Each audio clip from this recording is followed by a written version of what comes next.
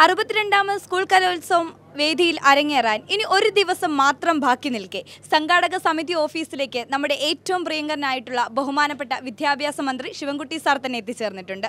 നമ്മളുടെ കലോത്സവത്തെക്കുറിച്ചും ക്രമീകരണങ്ങളെക്കുറിച്ചും നമുക്ക് ബഹുമാനപ്പെട്ട മന്ത്രിയോട് തന്നെ ചോദിച്ചറിയാം.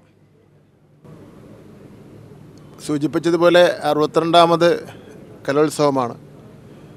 ഏഷ്യയിലെ തന്നെ ഏറ്റവും വലിയ കലോത്സവമെന്നാണ് പൊതുവിൽ വിലയിരുത്തപ്പെട്ടിട്ടുള്ളത്.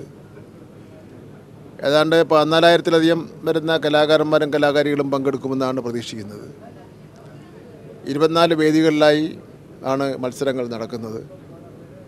ഏറ്റവും കൂടുതൽ പോയിന്റ് നേടുന്ന ജില്ലയ്ക്ക് സ്വർണ്ണക്കപ്പ് ലഭിക്കും. 117 പവൻ്റെ ഒരു സ്വർണ്ണക്കപ്പ് ലഭിക്കും. കഴിഞ്ഞ വർഷം സ്വർണ്ണക്കപ്പ് ലഭിച്ചത് കോഴിക്കോട് ജില്ലയ്ക്കായിരുന്നു.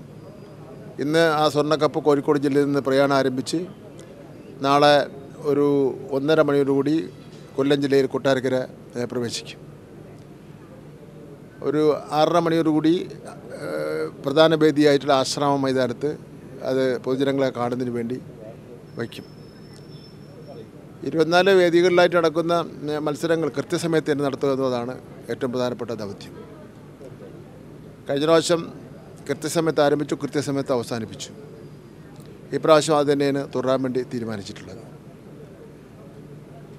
കുട്ടികളുടെ പാഠ്യേതര വിഷയങ്ങളെ പ്രോത്സാഹിപ്പിക്കുക എന്ന ലക്ഷ്യത്തോടു കൂടിയാണ് ഗവൺമെൻറ് ഈ കലോത്സവത്തെ കാണുന്നത്. അക്കാഡമിക് വിഷയങ്ങളിൽ മാത്രമല്ല കുട്ടികൾ ഊന്നൽ കൊടുക്കേണ്ടത്. കലാ, കായിക, സാംസ്കാരിക അത്തരത്തെ വിഷയങ്ങളിൽ കൂടി വിദ്യാർത്ഥികൾ ഊന്നൽ കൊടുക്കേണ്ടതായിട്ടുണ്ട്. എങ്കിൽ മാത്രമേ ഒരു സമ്പൂർണ്ണ വിദ്യാർത്ഥിയായി മാറുന്ന സ്ഥിതിവിശേഷം ഉണ്ടാവുകയുള്ളൂ.